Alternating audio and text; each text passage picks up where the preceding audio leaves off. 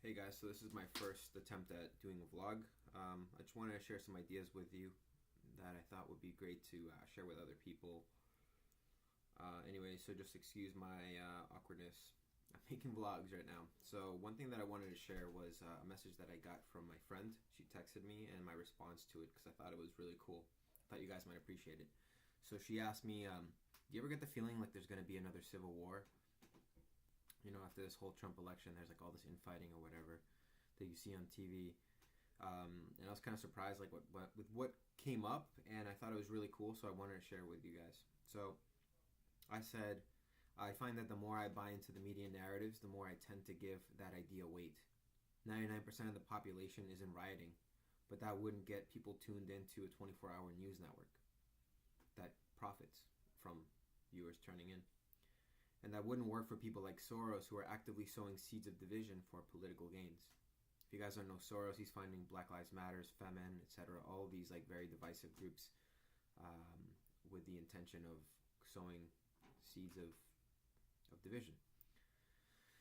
There's definitely ways of narratives that are disharmonious with each other and clash. Culture clash. Blue versus red is one model or brushstroke to paint the whatever this is that we call reality, this life. People wanting similar things but buying into different narratives. And as we know, for the forum, I don't know if you guys ever heard of this. It's like a personal development course. But they talk about this concept of like occurring reality, which is like your subjective reality, not something that you conceptually perceive, but like how it occurs to you as real, and how we operate as human beings with like creating stories. But we don't live as if the stories we create are stories. We experience them as reality. So by shifting our stories, when we shift our stories, our realities shift, like our literal subjective reality shifts. But anyway, and as we know from this course, these stories are like a spell that comes over people that creates their occurring world, their subjective reality. And they need agreement to coexist peacefully. We all agree that this is true, right? We all agree that is true. And that is what you see with like left and right or different subcultures or cultures. There's an agreement of a narrative of what is true and what isn't, and it's what creates peace or harmony or division, infighting, etc. So as we know for the forum, these stories are like a spell that comes over people and creates their occurring world. And they need agreement to coexist peacefully. The same thing that occurs in religious wars. They are all symptoms of the same thing, the same phenomenon. Said another way, we have people operating out of different hypnotic trances that are given out, that come from the narratives that they are believing. And those narratives are often coming from what they see on their news feeds or media stations. 90% of media stations, 90% of media stations are controlled by 6 corporations, which are owned by ruling class families with their own political agendas, often disconnected from the needs and wants of the people. The Internet has fragmented the centralized control over these narratives. The monopoly of hypnotic trances generated from legacy media and cast over people who were buying into the narratives. We've seen this pattern before with the fall of the Catholic Church after the invention of the printing press. The modern day printing press is the Internet.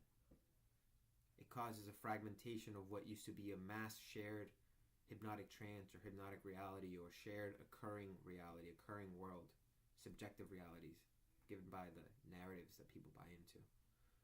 That's how I've experienced breaking myself out of limiting beliefs. So I've been working, just a little background, I've been doing a lot of work with like breaking limiting beliefs recently. Basically deconstructing generalizations and beliefs that come from that.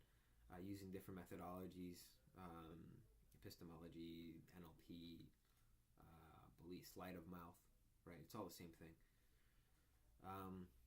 So, anyways, I said that's how I've experienced it. So when I busted myself out of like these beliefs that I've had, long-held beliefs, I literally experienced them. Like I'm waking up out of this trance state of like, wow, like I was really believing that. So it kind of leaves me with like, you know, one thing that I've concluded is that what people call like hypnotic trance or whatever, like you know, you see a stage hypnotist, like we're actually in those states all the time, and that is what our subjective reality is. Like that's how you can explain like, you know, witch burnings or whatever, like the witch hunts back in the day or all this crazy shit, right? It's we buy into these narratives, they create our subjective world, our entire reality. Religions do the same thing, right? And from that comes things just occur naturally. Like we experience things like as a threat or a positive or a negative, right? That's how I've experienced breaking up. So I said so when I've experienced it as like breaking out of a spell, right? That's how I've experienced. That's how I've experienced like breaking out of a thing, like out of a belief. With the technology and the different methodologies and methods that I work with, it feels like I woke up out of a trance or a spell, which goes back to like, you know, spiritual awakening or enlightenment, waking up, the light is on. I think that it's basically describing this experience of like being in a hypnotic trance, essentially, or a narrative, and then just snapping out of it and seeing yourself out of it. And then she said, I just stayed in observation feeling and you came back with this. LOL. I guess I know what my first or next vlog is going to be about. Thanks. So that's what I wanted to share with you guys. I would love to hear your opinions. I'm going to be making more of these vlogs. My intention with this vlog is I have these conversations with friends all the time, and some of these conversations I just think, damn, like if I didn't know any of us, like I would want to hear this.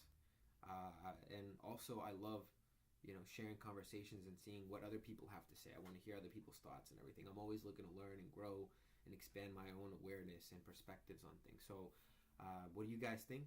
Like it, share it, comment it. I would love to hear your feedback as well. Thank you guys. Take care. Look forward to hearing from you.